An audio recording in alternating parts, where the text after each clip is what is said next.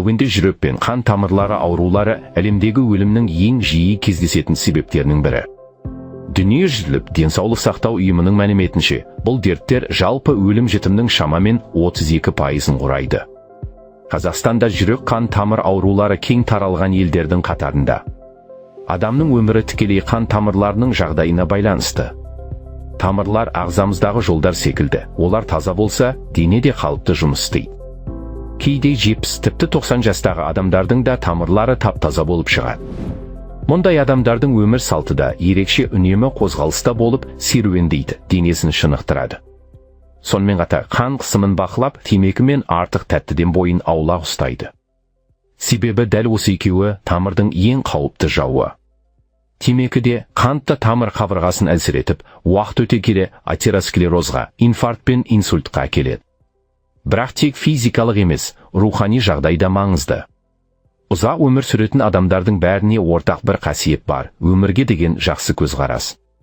Олар ешкімге ренжімейді, шағымданбайды, керісінше әр күннен қуаныш табуға тырысады.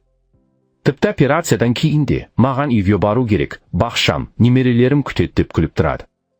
Осындай өмірге құштарлық ең жақсы емнің бірі. Зерттеулер көрсеткендей, өмір бойы ақыл-ой еңбегімен айналысқан адамдардың миы ұзақ уақыт сергек сақталады. Өйткені мида бұлшық ет секілді, егер оны жиі жұмысқа жекпесең, әлсірейді. Ал тұрақты қозғалыс пен ой еңбегі ми мен дене үшін ең тиімді жаттығу. Күніне кем дегенде 40 минут таза ауада жүру денсаулыққа зор пайда келеді. Ол стрессті азайтып, ұйқыны жақсартады, қан айналымын реттеп, қысымды қалыпта ұстайды. Зерттеулер көрсеткендей, күніне шамамен 10 000 қадам жүру инфаркт пен инсульт қаупін айтарлықтай төмендетеді. Кешкі серуен кезінде күні бойы жиналған стресс гормондары азайып, ағза тынышталады. Таза ауада қозғалу кезінде сіз көп мөлшерде оттегі жұтасыз. Бұл энергия алмасуды жақсартып, ағзаның өздігінен тазару және жаңару қабілетін арттырады. Соның нәтижесінде ұйқыңыз терең әрі сапалы болады. Дем алу жеңілдейді, өйткені серуен кезінде ағза көбірек қимылдап, таза ауа арқылы оттегі айналымы жақсарады. Сондықтан мұрын ашылып, тыныс алу жеңілдейді, ал бұл өз кезегінде ұйқының сапасын арттырады.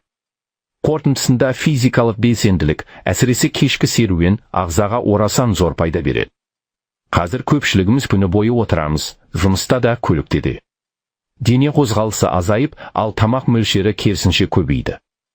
Соның салдарынан артық салмақ, қант диабеті және тамыр аурулары жиілеп кетті.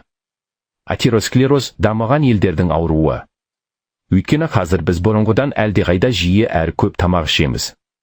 Ал қарапайым халықтар, мысалы, Африка мен Азияда күніне бір рет жеңіл тамақ ішіп көбірек қозғалады. Бұрын адамдар күніне 1-2 рет қана тамақтанатын. Ал қазір біз күні бойы тоқтаусыз, жиі тамақтанып, өз ағзамызды шаршатамыз. Сол себепті қант диабеті мен семіздік жиілеп, жүрек пен тамыр аурулары көбейді.